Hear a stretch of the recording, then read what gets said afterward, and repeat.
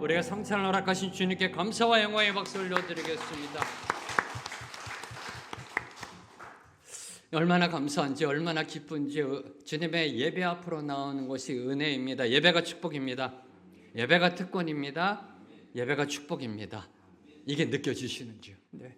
이게 느껴져야 살만 나는 인생 살 수 있는 거 아닐런지요? 그렇죠? 근데 우리에게 정해진 인생 딱 정해져 있습니다. 저와 여러분은 몰라도 하나님은 이미 딱 정해 놓으셨습니다. 그 남은 인생 한번 살만 나게 살아봐야 되지 않을런지요? 네. 주님 앞에 예배함으로 나아가십시오. 예배자로 서십시오. 그 예배의 드림이 저와 여러분 삶 가운데 주님의 예배하신 기쁨과 즐거움에 충만함으로 이끌림 받을 줄 믿습니다. 먼저 주님께 감사한 것, 우리 김동훈 집사님 찬양함에 은혜가 넘칩니다. 우리 수고해 주신 김동훈 집사님 다시 한번 감사드리고요. 네, 너무나 감사한 거, 다이어트에 성공했다는 게 너무나 감사해요. 건강함으로 나가신 우리 집사님 더 멋있어지지 않으셨어요? 더 핸섬하시셨어요? 네, 감사하고 또 우리 박형순 자매님 다시 또 찬양으로 섬겨 너무 감사합니다. 축복합니다. 고맙습니다. 네. 혈소판 수치는 수치에 불과할 뿐입니다. 수치 낮으면요 병원 가면 되고요, 높으면 감사하면 되고요, 거기에 일희일비할 필요 없습니다. 왜요? 주님이 주관하시니까. 주님이 모든 것 알고 계시고요, 우리 자매님의 골수에 하나님의 생기의 충만함을 불어넣으실 줄로 믿습니다. 아멘, 아멘. 또 감사한 거, 우리 지난주 장로님 기도처럼 우리 코이노니아 아울렛이 주님이 많은 은혜 부어주셨습니다. 감사합니다. 우리 섬겨주신 특별히 우리 하마양 다시 한번 감사드리고요, 우리 성명규 명장님 우리 또 사진 찍어주시느라 감사드리고, 조장님 감사드리고, 우리 섬겨주신 또 우리 장로님들께 감사드립니다. 서로가 서로에게 감사의 박수. 수고하셨습니다. 네. 우리 장로님 기도해 주셨던 것처럼 계속해서 저에게 환우들을 위해 기도하기 소망합니다. 우리 김명원 집사님 의식이 회복되기를, 이민수 권사님 기력이 회복되기를, 김종숙 권사님 수술 후에 온전한 회복으로 나아가게 되기를, 그리고 이 모양 저 모양의 질병 가운데 있는 우리 환우들이 주님의 위로받아 일어나게 되기를 선포합니다. 이제 저희 교회가 합심하여 기도할 것, 9월 20 토요일 오후 3시 새생명 축제, 주님이 우리에게 명하신 지상 대명령을 하나님께 마음껏 선포하는 축제, 하늘의 축제. 이 축제를 위해서 온 성도가 이제 합심하여 기도해 나가기를 소망합니다. 올 1월부터 저희들이 전도 대상자를 작정했습니다. 기도해 왔습니다. 95분의 전도 대상자가 주님을 만나 천국 잔치에 참여할 수 있도록 온 성도와 함께 기도함으로 나아가 9월 20날 하늘문이 열리는 성령의 역사가 일어나는 축제가 되기를 소망하며 다시 한번 부탁드립니다. 온 성도가 합심하여 하루도 빼놓지 않고 새생명 축제를 위해 기도함으로 나아가게 되기를 소망합니다.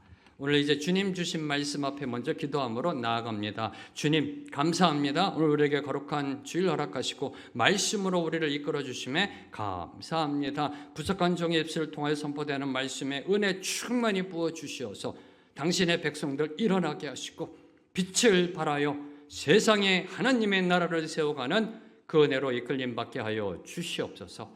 예수님의 이름으로 기도합니다. 아멘.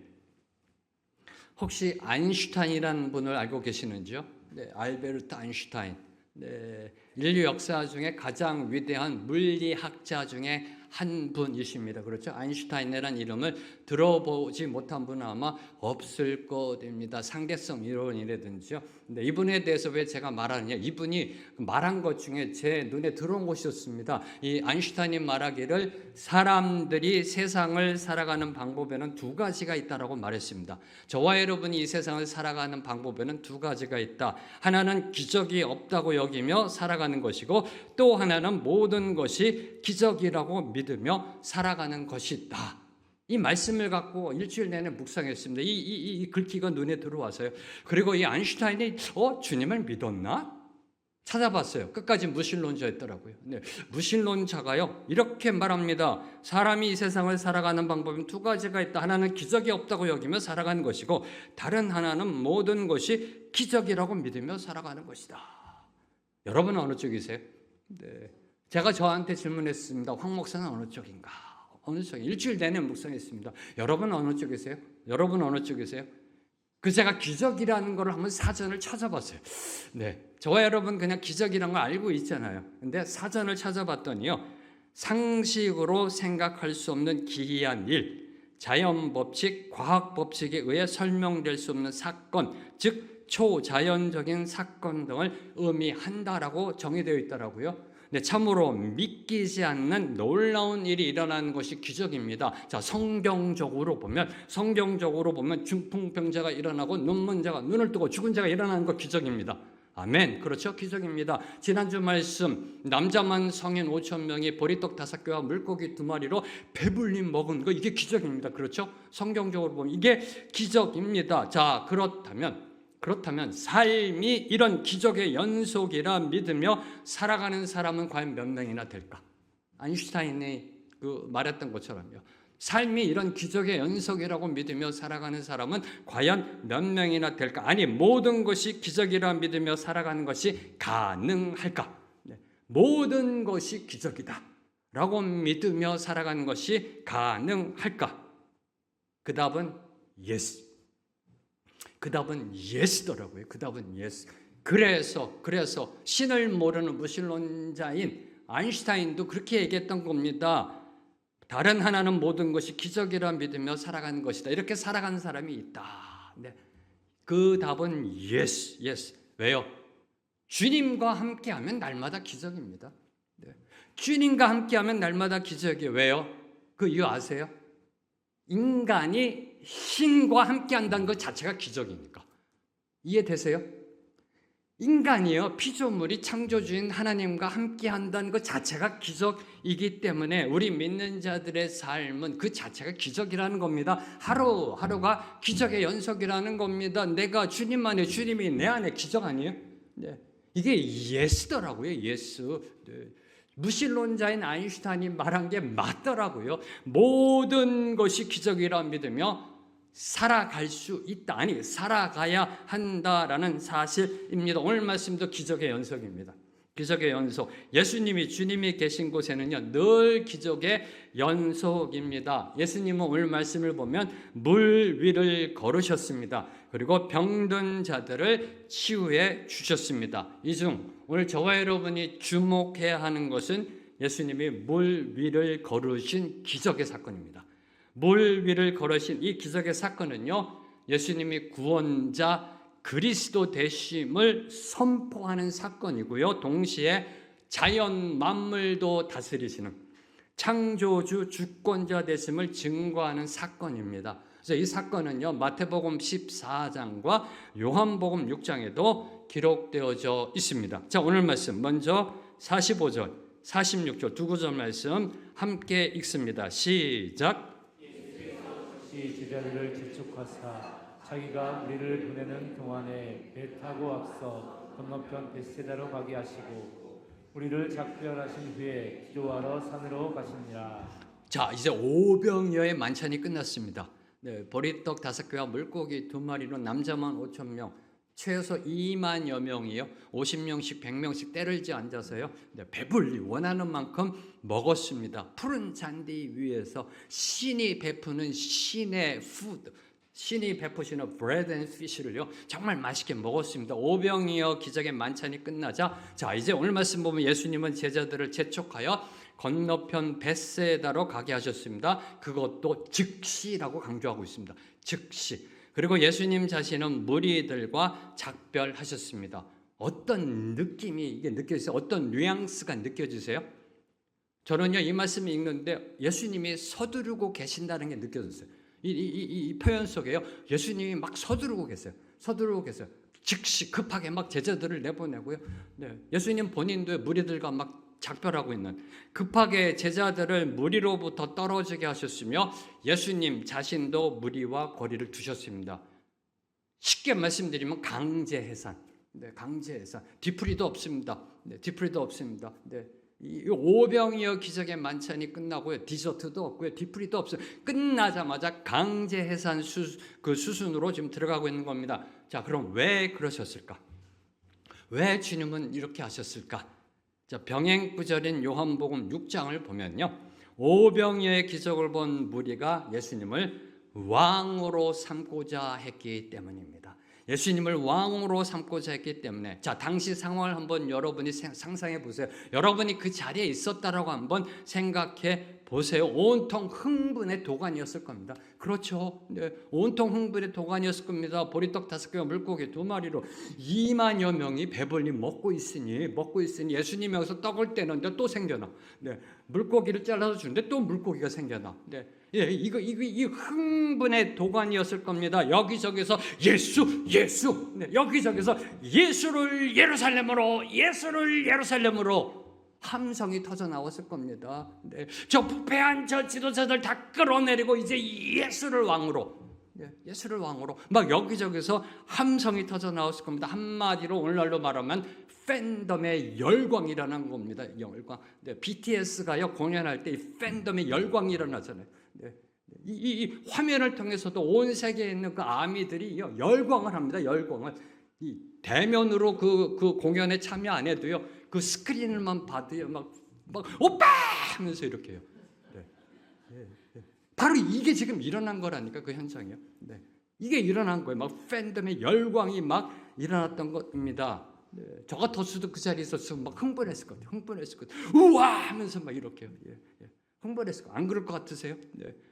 이에 대한 주님의 반응이 45절이었다는 겁니다. 이에 대한 반응이. 예수님은 흥분에 휩싸인 무리들의 함성, 예수를 외치는 그 열띤 환호, 인기 폭발에 도취되지 않으셨다는 사실입니다. 오히려 자신을 왕으로 삼으려는 무리의 요구에 서둘러 그 자리를 빠져나오셨습니다. 공간적 차단하셨습니다.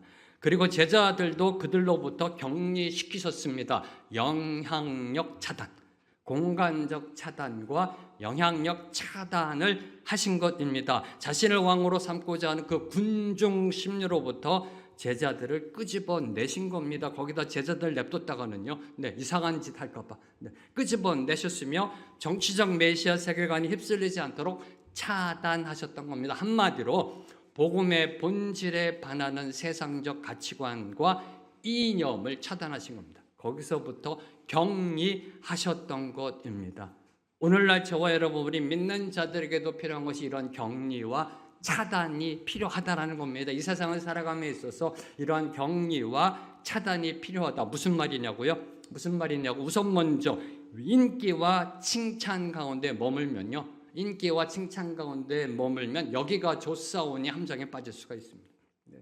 인기의 환호성 속에 머물고자 하면요, 여기가 좋사오니 나아갈 방향성을 잃어버립니다. 내가 지금 왜 여기에서 오병이어를 일으켰지에 대한 방향성을 잃어버립니다. 그 분위기에 그냥 도취돼서요. 네. 그 다음 나아갈 방향을 잃어버리고요, 또 교만에 빠져 넘어질 수도 있습니다. 저와 여러분이 이 세상을 살아가는 데 있어서, 특별히 믿는 자로 살아가는 데 있어서 가장 위험할 때가 언제인 줄 아세요? 실패할 때가 아니라 성공할 때입니다. 실패할 때가 아니라 성공할 때. 네. 그래서 선줄로 생각하는 자는 넘어질까 조심하라라고 성경은 교훈하고 있는 겁니다. 자, 그 다음으로 또 하나, 저와 여러분은 성도입니다. 그렇죠? 성도 무슨 뜻이에요? 하나님의 거룩한 백성. 무슨 뜻이에요? 세상과 구별된 하나님의 백성이라는 것입니다. 그에 합당하게 살아가야 할 것을 저와 여러분에게 교훈하고 있는 것이 예수님의 모습입니다. 저와 여러분 성도답게 살아가기 위하여 무엇이 성경적이고 무엇이 세상적인지 세속적인지를 분별할 줄 알아야 된다는 겁니다. 어떤 것이 주님이 원하시는 건지, 어떤 것이 세상 악한 세력이 우리를 유혹하는 것인지 분별하여 선하지 못한 것은 차단해야 한다는 겁니다. 과감하게 차단해야 함을 저와 여러분에게 교훈하고 있습니다. 우리가 이 세상을 살아가면서 영화라는 매스미디어, 음악, TV 프로그램 등, 특별히 드라마들 보시죠? 네, 다큐 또는 뉴스, 뉴스 등을 통하여 이루어지는 세상적, 세속적 영향력을 여러분이 분별할 수 있어야 된다는 겁니다. 영의 능력이 필요하다는 겁니다. 세상 풍조에 휩쓸려가면 안 된다는 겁니다. 세상 문화에 도취되어서는 안 된다라는 교훈을 저와 여러분에게 주고 있습니다. 지금 대한민국의 문화가 한류로 온 세상을 뒤덮고 있습니다. 그렇죠? 너무나 좋은, 하나님이 우리에게 주신 정말 좋은 기회예요. 선교하라 주신 것 같아요. 근데 이상한 방향으로 지금 나아가고 있는 것 같습니다. 자, 오징어 게임. 모르는 사람들이 없더라고요. 모르는, 그 세계 곳곳에 가더라도요, 오징어 게임 모르는 사람들이 없어요. 오징어 게임. 세계적인 센세이션을 지금 일으키고 있는 겁니다. 세계적인 열풍을 일으키고 있는 겁니다. 이에 대하여 저와 여러분의 반응은 대한민국 자부심, 문화적인 자부심. 이게 아니라는 겁니다. 열광할 것이 아니라 기도해야 한다는 겁니다. 기도. 이 오징어 게임이 세계적인 열광을 일으키고 있음에 대해 기도해야 됩니다. 아무렇지도 않게 사람을 죽이는, 아무렇지도 않게 사람을 죽이고 있고요. 그런 시대, 그리고 물질의 눈먼 시대를 위하여 기도해야 한다는 겁니다. 오징어 게임이 던지고 있는 메시지가 뭔가요? 기도해야 한다는 겁니다. 거기에 휩쓸려 가서는 안 된다는 겁니다. 기도해야 한다라는 사실을 저와 여러분에게 교훈하고 있습니다. 주님께서는요, 군중들의 뜨거운 환호를 뒤로 하고 기도하러 산으로 올라가셨습니다. 기도하러 산으로 올라가셨습니다. 47절과 48절을 보면요, 밤 사경까지 기도하셨다라고 기록되어져 있습니다. 밤 사경은 오늘날 우리의 시간 개념으로 말하면 새벽 3시부터 6시 사이를 가리키는 말씀입니다. 하루 중 가장 어두운 칠흑 같은 그러한 시기이자 새벽을 맞이하기 직전입니다. 3시부터 6시라는 거는요, 새벽. 다시 말해 주님은 철야 기도하셨던 겁니다. 날이 저물매 산으로 올라가셔서 새벽까지 철야 기도하셨음을 보여주고 있는 것입니다. 자, 이는 예수님께 있어 대중적인 호응과 인기보다 더 중요한 게 무엇이었다? 하나님께 기도했다는 겁니다. 대중적인 인기, 지지, 성원, 호응보다 더 중요한 거 하나님께 기도였다는 겁니다. 이제 공생의 사역을 이뤄감 속에, 공생의 사역을 이 땅에서 이루어감 속에 사람들의 존경과 지지를 받아야 됩니다. 그렇잖아요. 그래야 공생의 사역을 이루어갈 수 있잖아요. 공생의 사역을 이루는데 따르는 자가 아무도 없어. 예수님을요. 그럼 어떻게 주님께서 공생의 사역을 이루어갈 수 있겠어요? 복음서를 보면요, 수많은 사람들이 주님을 따라다녔어요. 주님을 향한 존경과 지지를 받는 것보다 더 중요했던 것이 무엇이다? 하나님과의 친밀한 교제였다는 겁니다. 하나님과의 친밀한 교제였음을 보여주고 있는 것입니다. 주님은 이 땅에 오신 것이 자신이 누구인지를 증명하러 오신 것이 아닙니다. 주님이 왜 이 땅에 오셨어요? 내가 하나님의 아들이라는 걸 증명하러 오신 게 아니라니까요. 하나님의 뜻을 이루기 위하여 오신 것입니다. 하나님의 뜻, 그 뜻을 이루기 위하여 오신 것이기 때문에 이 본연적 사명을 잊지 않으셨던 겁니다. 하나님 앞에 올라가 다시 기도함으로 친밀한 교제 가운데 들어가셨던 것입니다. 세상적 지지와 세상적 호응보다 더 중요했던 것, 하나님 아버지의 뜻을 구하는 것, 뜻을 구하는 거였다는 겁니다. 자, 여러분은 누군가를 정말 사랑한다면 한번 여러분의 청춘으로 돌아가 보겠습니다. 한 20년, 40년, 50년 전에 이렇게요. 한번 생각해 보세요. 청춘, 10대 후반, 20대 초반 이렇게 누군가를 짝사랑하고 여러분의 첫사랑, 사랑할 때 풋풋한 사랑, 그 사랑한다면 어떤 마음이셨어요? 어떤 마음? 그 사랑하는 그 상대방을 향한 그 마음, 어떤 마음이셨어요? 한번 이렇게 되돌이켜 보시기 바랍니다. 한번 그때를 한번 상상해 보시기 바랍니다.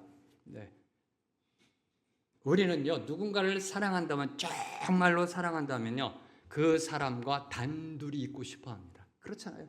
단둘이 있고 싶어 해요.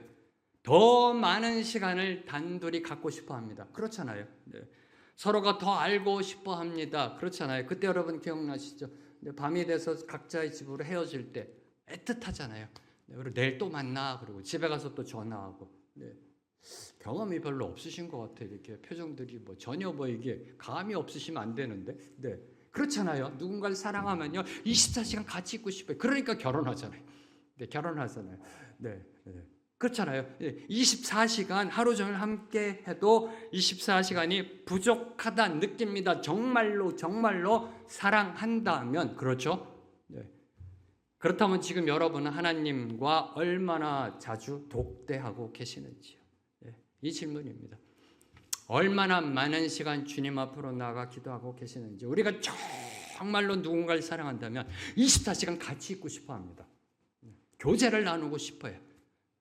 하나님 사랑하시죠? 모두 다 답은 예스라고 대답하실 줄로 믿습니다. 하나님 사랑합니다. 자, 그렇다면 여러분은 얼마나 자주 주님과 독대하시는지요? 얼마나 자주 기도하시는지요?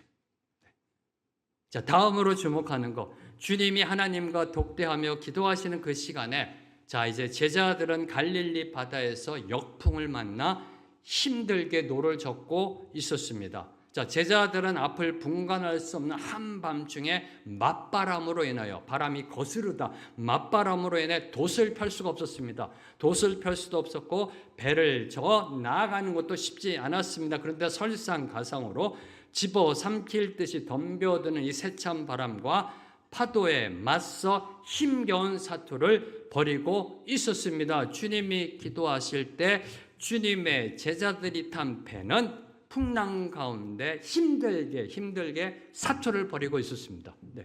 이게 저와 여러분의 인생이라는 겁니다. 이게 저와 여러분의 인생입니다. 주님이 저 하늘 보좌에서 우리를 중보하고 계시는 가운데 저와 여러분 이 땅에서의 사는 삶의 모습이 바로 이 모습이라는 겁니다. 인생 여정이 바로 이와 같다라는 겁니다. 주님의 제자라 하여 하나님의 성도라 하여 그 인생길이 탄탄대로 무사태평 만사오케이가 아니라는 겁니다. 만사오케이가. 이 세상을 살아가다 보면요, 인생 풍파가 거세게 몰아칠 때가 있습니다. 그렇죠? 다 경험해 보셨잖아요. 아직 경험 안 해보셨나요? 곧 경험하게 될 겁니다. 인생 폭풍과 거세게 몰아닥쳐서요, 돛을 올릴 수도 없어요. 노를 저을 수도 없습니다. 진퇴양난의 때가 있습니다.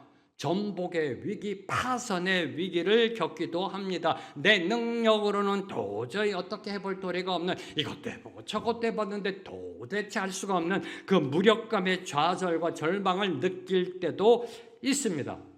경제적인 문제로. 가장 대표적인 게 이 21세기 자본주의 시대를 살아가는 우리가 가장 큰 문제가 돈이잖아요. 경제적인 문제로, 또는 질병의 문제로, 또는 자녀들의 문제로 어떻게 해볼 수가 없는, 또는 관계적인 문제들로 인해 주저앉고 싶을 때가 있습니다. 앞길이 막막할 때가 있습니다. 숨이 턱턱 막힐 때가 있습니다. 이때 어떻게 해야 되나요? 어떻게 해야 되나요? 이때 우리가 바라보아야 할 것은 주님이라는 겁니다. 다 알고 있습니다. 저와 여러분. 이미 알고 있는 답입니다. 근데 막상 이 인생의 폭풍우가 몰려오면 이게 쉽지 않다는 겁니다. 그래서 평소에 훈련을 해야 되고요. 평소에 이 다짐을 해야 되고 결단을 해야 됩니다. 우리가 바라봐야 할 것은 오직 한 곳, 주님. 주님밖에 없다라는 겁니다. 세상의 도움이 아닙니다. 세상의 도움, 일시적으로 한 방편을 줄 수 있을지 모르지만 궁극적인 문제 해결책은 주님의 손길입니다. 주님의 손길. 자, 오늘 말씀 속 제자들의 배가 거의 전복될 위기에 직면했을 때 그 절체절명의 위기 가운데 다가오시는 분이 한 분 계셨습니다. 할렐루야. 다가오고 계시는 분이 계셨습니다. 그분이 바로 주님이십니다. 주님. 48절, 49절 두 구절 말씀 함께 읽습니다. 시작. 바람이 거스름으로 제자들이 힘겹게 노 젓는 것을 보시고 밤 사경쯤에 바다 위로 걸어서 그들에게 오사 지나가려고 하시매 제자들이 그가 바다 위로 걸어오심을 보고 유령인가 하여 소리 지르니 바람이 거스름으로 제자들이 힘겹게 노 젓는 것을 보시고, 누가요? 주님이 보시고, 이것이 주님의 제자들에게 오신 그 동기입니다. 왜 오셨어요? 보셨기 때문에. 보셨어요. 어떤 걸 보셨어요? 힘겨워하는 걸 봤어요. 제자들이 너무나 힘겨워하는 걸 봤어요. 그래서 주님이 오신 겁니다. 주님은 저와 여러분 우리의 일거수일투족을 모두 다 보고 계십니다. 다 보고 계십니다. 우리의 인생이 얼마나 힘든지, 고달픈지, 괴로운지 다 알고 계십니다. 우리가 내뱉는 작은 신음소리도 듣고 계십니다. 기도하시는 가운데도 다 듣고 다 보고 계십니다. 그리고 주님의 때에 다가오십니다. 주님의 때 우리에게 다가오십니다. 제자들에게 다가오셨습니다. 주님은 제자들에게 어떻게 다가오셨는지요? 어떻게 다가오셨나요? 뭐라고 되어 있나요? 밤 사경쯤에 바다 위로 걸어서. 네. 전 이 말씀을 놓고 두 가지 질문을 던질 수밖에 없었습니다. 바다 위로 걸어서 예수님이 걸어오셨다. 어떻게? 왜? 이 두 가지 질문이요. 네. 바다 위로 걸어서 어떻게 바다 위로 걸어서 올 수 있을까요? 어떻게요? 어떤 분이 이러더라고요. 목사님, 그 이론적으로는 가능합니다. 이론적으로 가능하대요. 그래서 어떻게 가능해요? 그랬더니 오른발이 빠지기 전에 왼발을 받고 왼발이 빠지기 전에 오른발을 받고 오른발이 빠지기 전에 왼발 밟으면 가능합니다. 그럼 사실은 말씀. 그런데 몸무게가 가벼워야 합니다. 네. 이게 이론적으로 가능하대요. 그래서 주님이 몸무게가 가벼워서 말도 안 되죠. 말도 안 되죠. 네. 이 어떻게는 답을 할 수가 없어요. 우리가요. 어떻게는요. 네. 인간의 법칙, 인간의 상식 논리를 벗어나는 겁니다. 어떻게 무리를 걸었을까? 인간의 한계입니다. 네. 이거는 뭐 저와 여러분이 어떻게 답을 할 수가 없는 거예요. 그렇죠? 네. 이건 신의 영역이라는 겁니다. 신의 영역.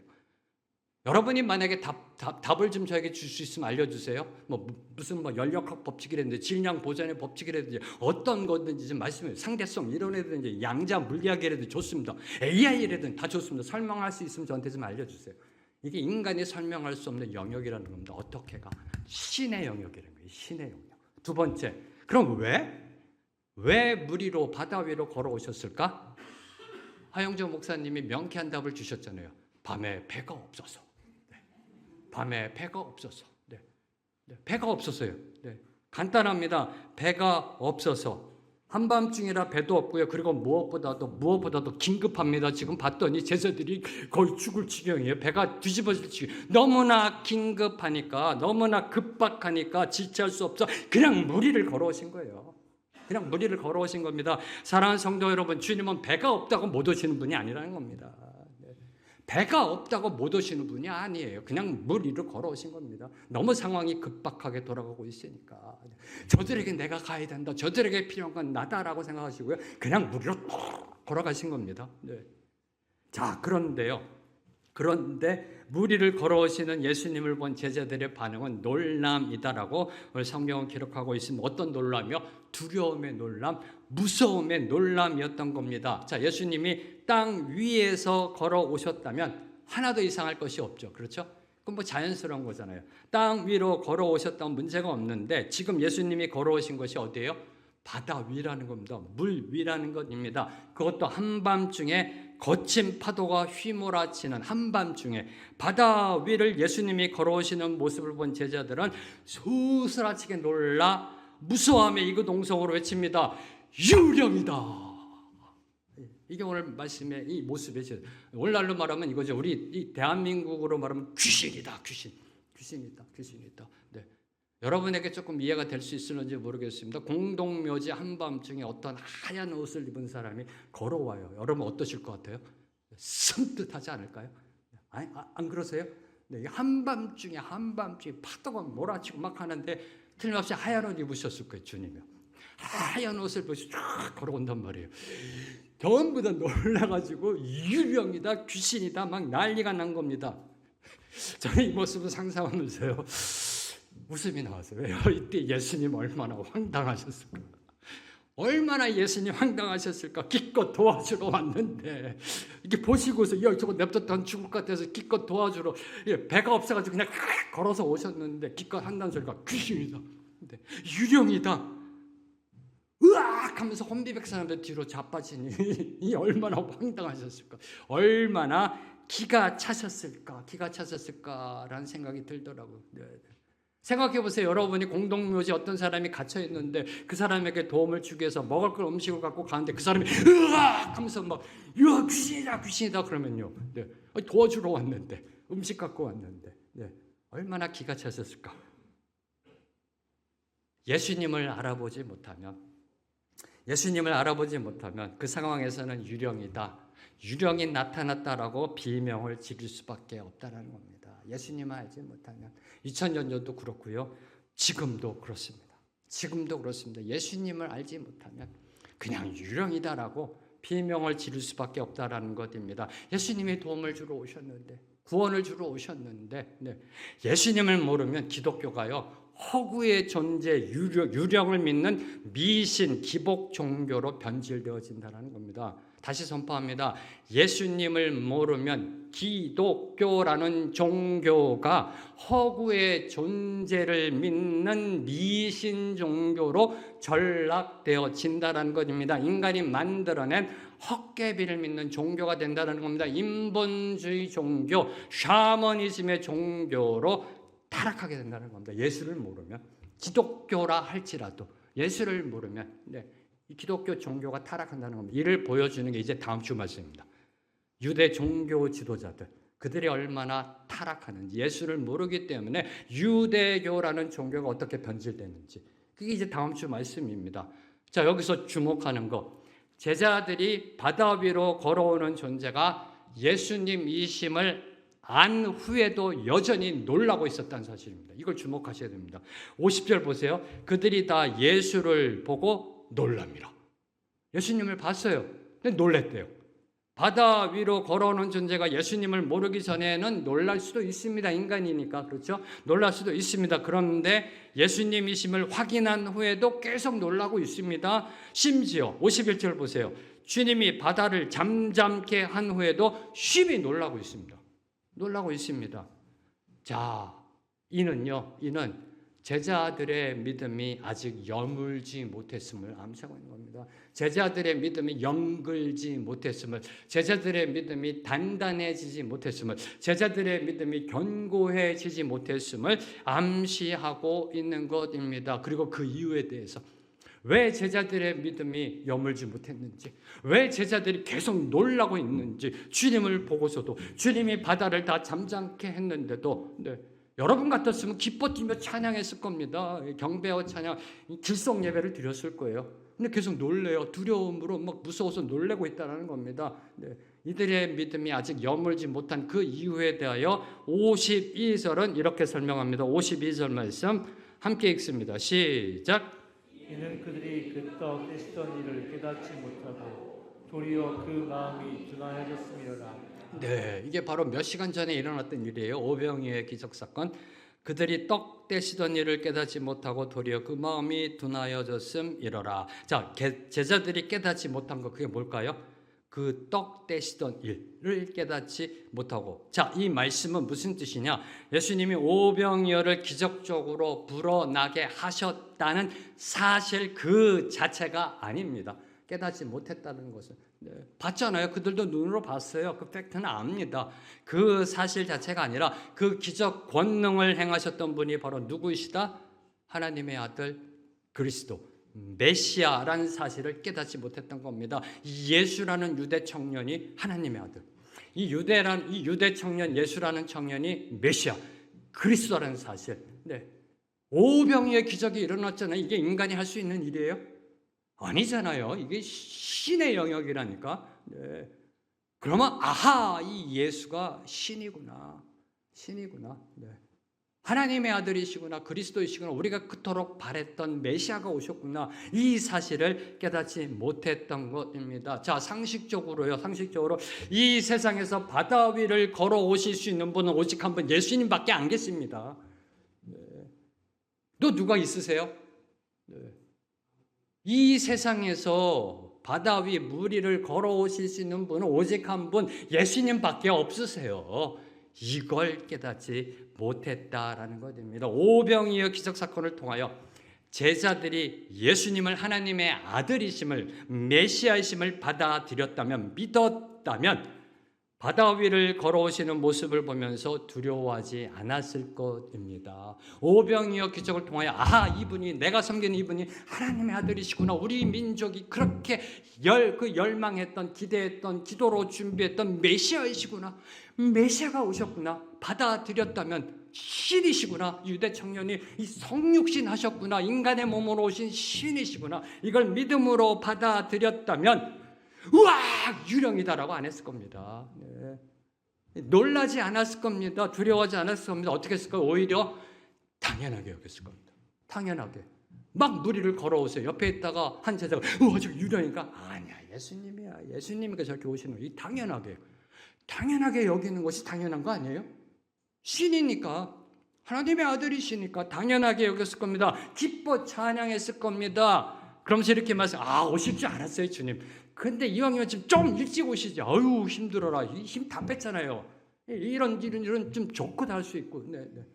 그러면서 이렇게 했을 거예요. 야, 역시 내가 종교는 정말 잘 선택했어. 내가 잘 믿었어. 예수 잘 믿었어. 예수는 진리야. 이런 고백들이 막 여기저기서 터져 나오지 않았을까요? 아니에요. 예수님이 하나님의 아들이심을 믿었다면, 신이란 사실을 믿었다면, 무리를 걸어올 때요, 놀라는 게 아니라, 저 예수님 오신다. 아유, 이제 살았다. 예수님 오신다. 이런 반응이 나왔어야 한다라는 것입니다.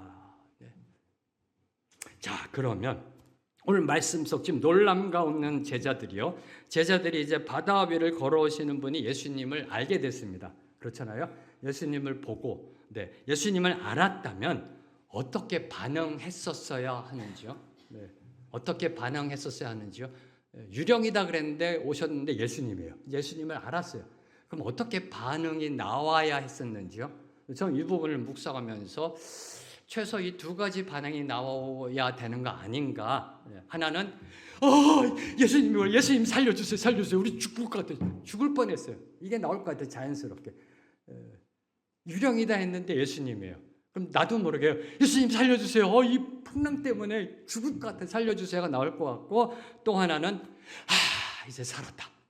두 가지 반응이 나올 것 같다. 아닌가요? 두 가지 반응. 예수님임을 알면은 이제 살았다. 또 하나는 예수님 살려주세요. 이 반응, 두 가지 반응. 그런데 이보다 더한 믿음을 보여준 사람이 있었다는 겁니다. 이보다 더한 믿음. 그 벳이라고 하는 사람. 이보다 더한 믿음을 보여준 사람이 있었습니다. 자, 병행 구절인 마태복음 14장 28절, 29절 두 구절 말씀. 마태복음 14장 28, 29 두 구절 말씀 함께 읽습니다. 시작. 베드로가 대답하여 이르되 주여 만일 주님이시거든 나를 명하사 물 위로 오라 하소서 하니 오라 하시니 베드로가 배에서 내려 물 위로 걸어서 예수께로 가되.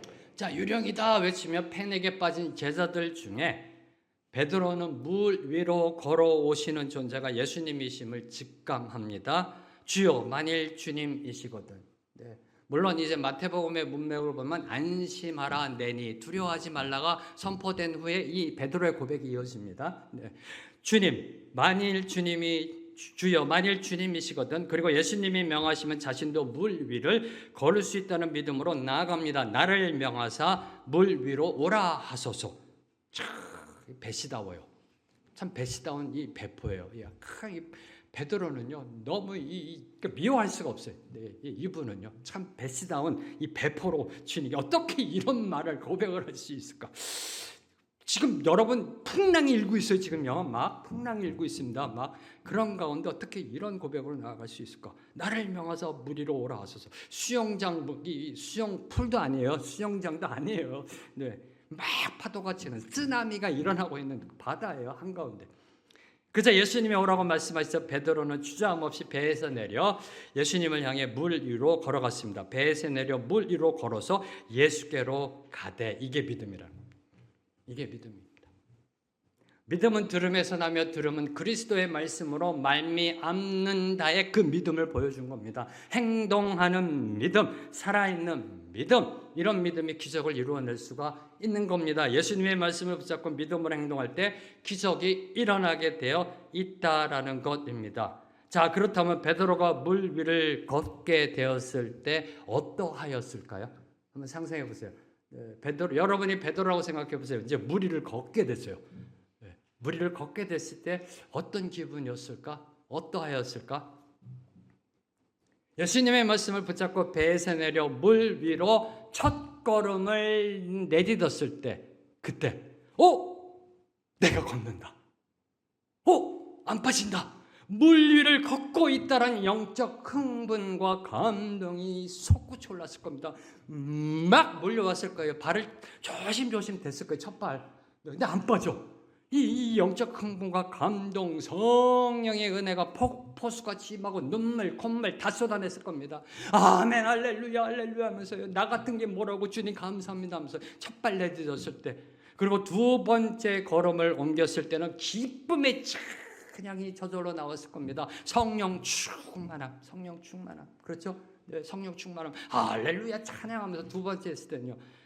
그러나 세 번째, 네 번째 발걸음을 옮겼을 때는 그 흥분과 기쁨은 점차 반감되었을 것입니다. 물 위를 걷는 것이 점점 당연하게 여겨지는 것. 이게 인간의 타락한 본성입니다. 그저 그런 발걸음이 되었을 것입니다. 주님을 처음 만났을 때는요, 그 은혜가 감동이 솟구쳐 오릅니다. 눈물 콧물 다 쏟아놓습니다. 말씀의 은혜 가운데 성령 충만함으로 나아갑니다. 그러다 모든 것이 점점 이게 하나의 일반화돼 버리고 종교화되면서 점점 당연한 것으로 여겨지게 되고 점점 삶이 신앙이 종교가 되어진 그 모습. 네. 첫 번째 발걸음의 그 감동, 두 번째 발걸음의 그 기쁨의 찬양, 세 번째, 네 번째 당연히 여기는 그러한 발걸음 가운데 문제가 발생하게 되어 있다. 문제가 발생하게 되어 있습니다. 처음에 들리지 않던 거친 바람 소리가 들리기 시작합니다. 폭풍우 소리가 들리기 시작하고요. 지체만한 파도가 이제 보이기 시작하게 되는 겁니다. 주님께 고정되었던 시선이 풍랑이 현실로 향하자 두려움이 마음속으로 쑥 들어와 그 순간 물에 빠지게 되었던 것입니다.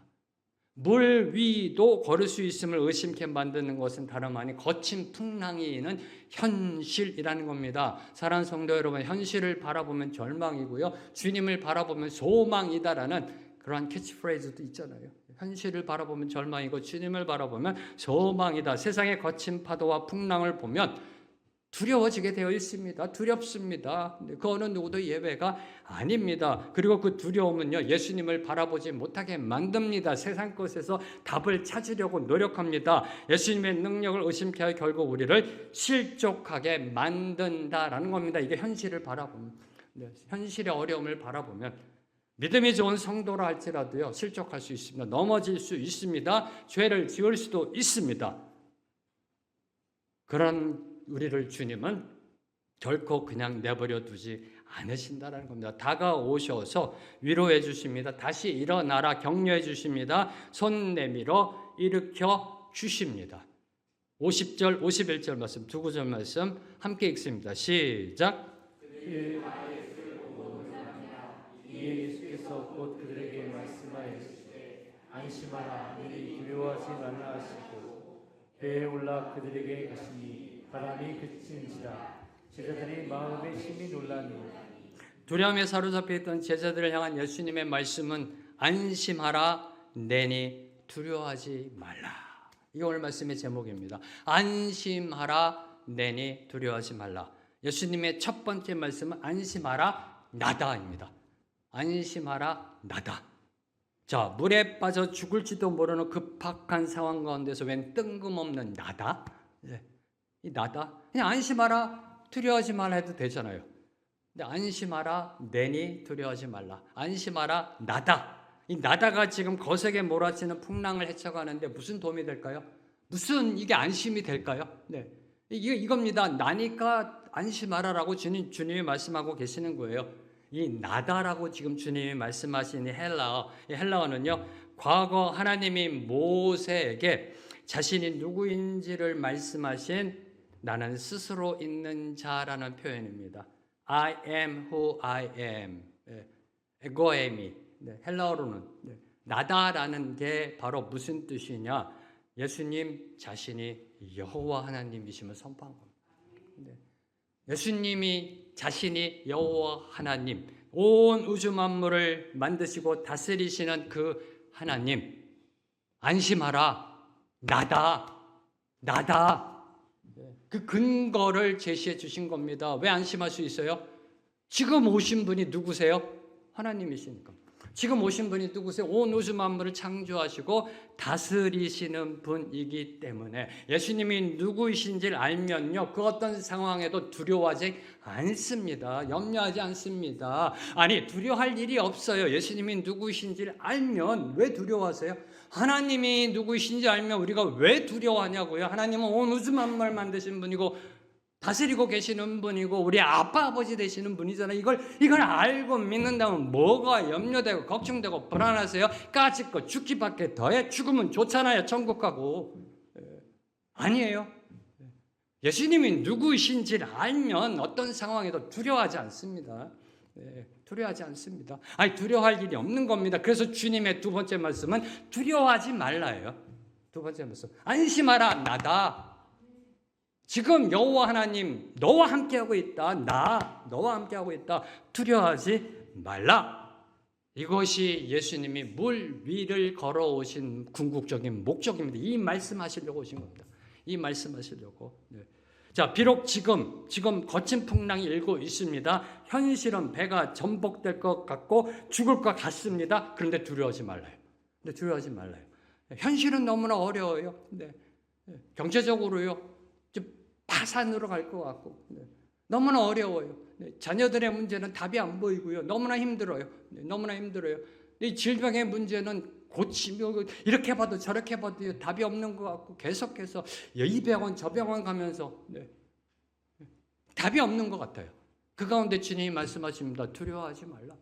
두려워하지 말라. 왜요? 온 우주 만물의 주 예수 그리스도가 지금 함께하고 계시기 때문에 그 주님은 오늘도 여러분의 삶 속에 함께하고 계십니다. 오늘도 우리를 향해 두려워하지 말라라고 말씀하고 계십니다. 이사야 41장 10절 말씀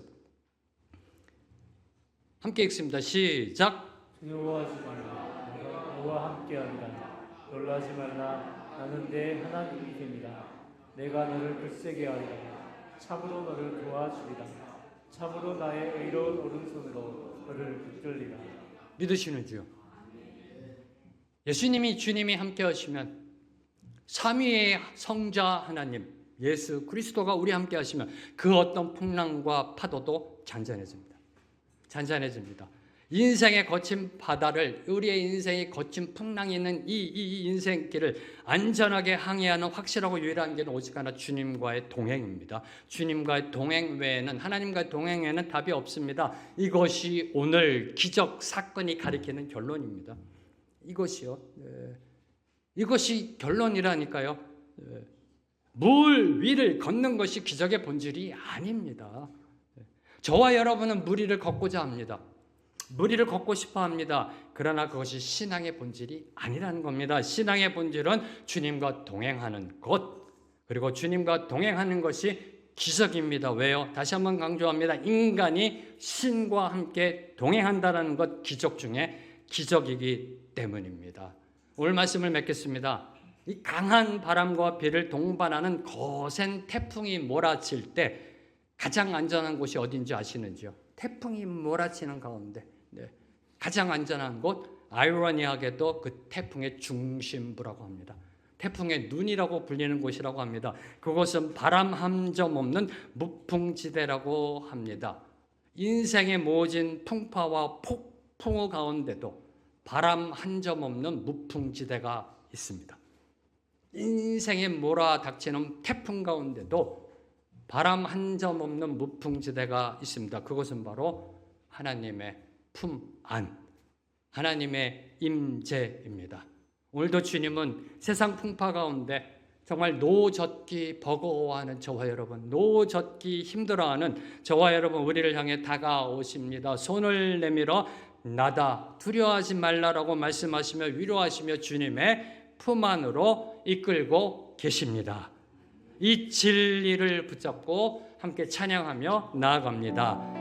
나의 안에 거하라, 나는 내 하나님이니.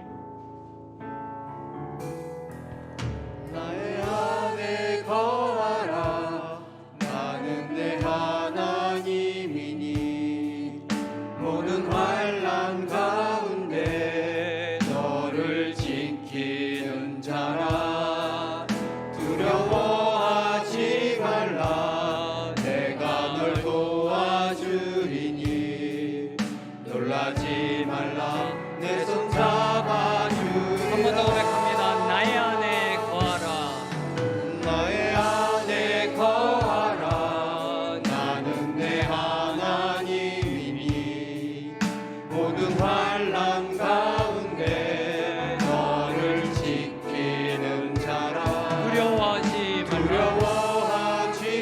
주님 말씀하십니다. 내가 널 도와주리니 놀라지 말라. 내 손 잡아주리라. 내가 너를 지명하여 불렀나니 주님이 선포하십니다. 너는 내 것이라. 너는 내 기업이다. 너는 내 것이다. 너의 하나님이라. 내가 너를 보배로 존귀하게 여기노라. 너를 사랑하는 여호와라. 나의 안에 거하라. 나의 안에 거하라. 나는 내 하나님이니 모든 환난 가운데 너를 지키는 자라. 두려워하지 말라. 내가 널 도와주리니 놀라지 말라. 내 손 잡아주리라. 내가 너를 지명하여 불렀나니 내가 너를 지명하여 불렀나니 너는 내 것이라. 내 것이라. 너의 하나님이라. 내가 너를 보배로 존귀하게 여기노라. 너를 사랑하는 내 여호와. 내가 너를 지명하여 불렀나니 내가 너를 지명하여 불렀나니 너는 내 것이라. 내 것이라. 너의 하나님이라. 내가 너를 보배로 존귀하게 여기노라. 너를 사랑하는 내 여호와라. 하나님 감사합니다. 오늘도 우리를 찾아오셔서 안심하라 안내니 두려워하지 말라라고 말씀해 주시는 주의 음성 듣게 하여 주시옵소서. 우리가 어느 곳에 있던 무엇을 하던 주님의 음성 붙잡고 다시 일어나게 하여 주시옵소서. 질병 가운데, 경제적인 문제 가운데, 자녀의 문제 가운데, 관계적인 문제 가운데 신음하는 당신의 백성들이 주님의 음성을 듣고 일어날 줄로 믿습니다. 인생의 거친 풍랑 가운데도 주님의 임재 안에 거하며 주님의 십자가를 높이 들고 승리를 외치게 될 줄로 믿습니다. 주여, 우리의 인생 올려드리오니 우리의 인생 통하여 하나님의 나라가 마음껏 선포되는 그 은혜로 이끌림 받게 하여 주시옵소서. 예수님의 이름으로 기도합니다. 아멘. 아멘. 다 함께 일어나셔서 주님 앞에 봉헌하시겠습니다.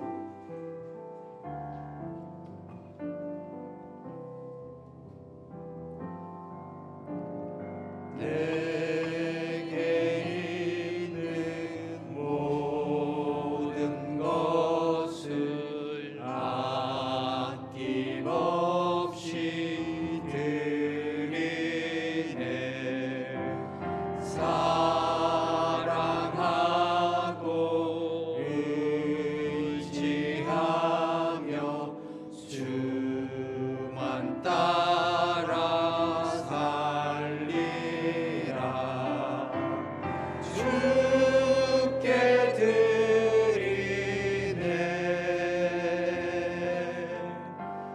주께 드리네.